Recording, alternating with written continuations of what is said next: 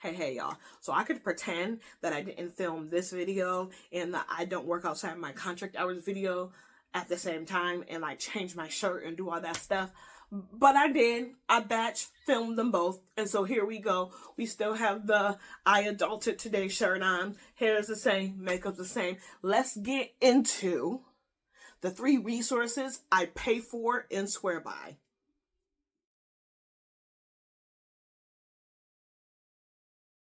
As a teacher that I pay for: Classroomscreen, Lesson Launchpad, and Planbook.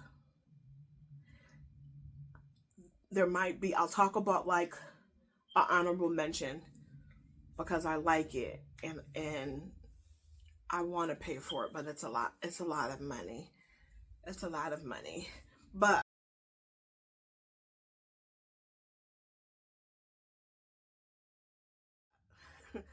so, Classroomscreen. I'm gonna insert some videos, I'm gonna insert some pictures, some visuals that so that you can see. Classroomscreen I use as an agenda, mostly for my younger grades, when I'm doing early elementary, mostly for them. I can pull up the agenda, the name randomizer, a timer, the calendar. I can put the background all pretty.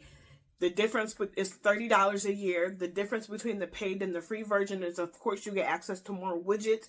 And on the paid version, I can save the workspaces. And then on the free one, once you click out of it, it's gone. What I usually do is first period, second period, third period, right? However that looks for you. For me, it's usually, if I'm teaching content that year, it's social studies, science, like that. If I'm more of an inclusion that year, it's like 9:30, 10:30, third grade reading, second grade, whatever it is, that's how I fill them out.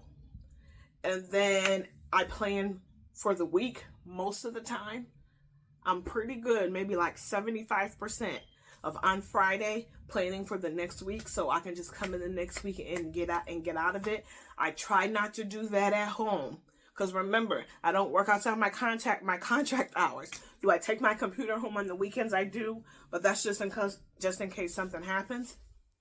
Most of the time, if it doesn't get done Friday, it doesn't get done. And then just when I get the next week, that's one thing that I'm scrambling in the morning to get it set up. So I set myself up better if I can get it done on Friday. It has the bubbles. It's really cute. It's really aesthetic. It's really primary for those younger grades. As we get into the older grades,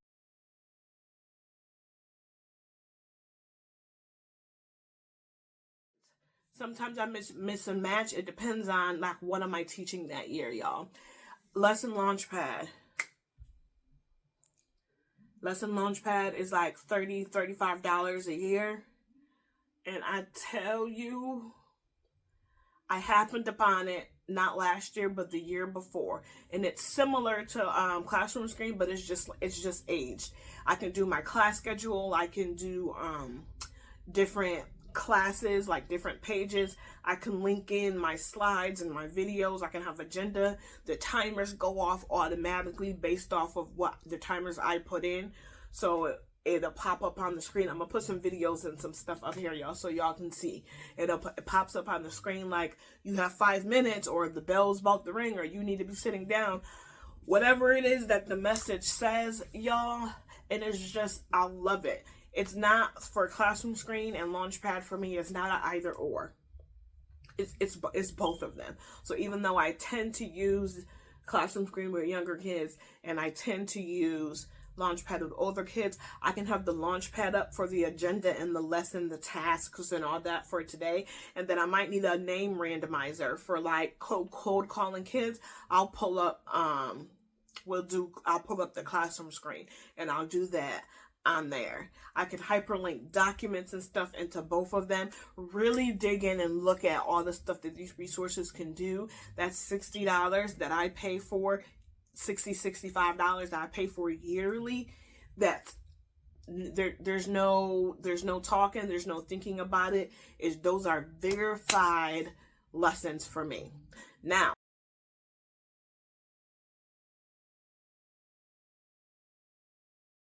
The third thing that I pay for, Planbook. Planbook is $15 a year. The last time I checked, because I didn't use it last year.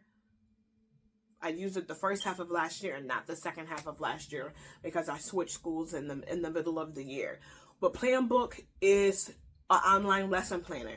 I can put in the school year, I can put in the school schedule, I can have a regular day schedule or early release day schedule. I can skip days, I can put in breaks and stuff like that. I attach my standards to the lessons. I can have it set up in however it is I set up lessons. If I do the typical like warm up, instruction, practice, exit ticket, and then it has homework materials, however it is that you want to organize your stuff that you want, it has it. It saves it from year to year. I usually like download all the content at the end of the year because I use it logging in with my teacher email. And so in case that changes, or in case they shut it down during the summer, or I switch jobs, everything associated with that email, all the accounts will close. Yeah, figured that out the hard way a couple years ago. So I either use your personal email or export your data so you can have it. But I can jiggle stuff, I can move stuff around. I can take a lesson that I did that's in there from last year and push it over. If other people have accounts, I usually ask my TA to make a free account so that I can share my lesson plans with them. So now like we're both locked in. I love it. I love it. It's digital planning, though I also have like I usually keep like a physical notebook around because it's just something about physical planners or physical notebooks. It's a thing. It's a thing. Mind your business. But I don't need one that has like the different subjects and the different, I need for like daily to-dos and daily notes, daily stuff. That's all the things that I have physical, because Planbook literally it takes care of everything else. Now there are definitely more resources that I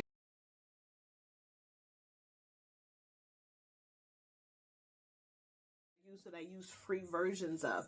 Dreamscape for reading, reading comprehension. I use that for reading comprehension, influency, like kind of progress monitoring tasks and stuff like that. I used a free version of that. I swear by it. I just got into Happy Numbers last year and I love that. I was on the free version and it was awesome. It was awesome. But it's something that I have to look into further because the free version lasted me into the end of the school year. So I have to look into further the free version because the paid version is a lot of money. The minimum that I can buy like a license for as an individual teacher is 20 students, and that's like $300. It's a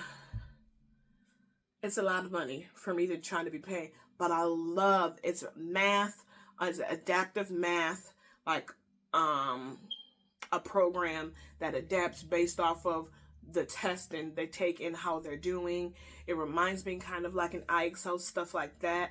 But as a special education teacher, I usually get an account, right? Because I'm on the staff list, but my students are in there. Stuff is always messed up. That's always a breakdown for me as me not being the primary teacher, is that the different programs and stuff that they get, I don't get it at the same capacity.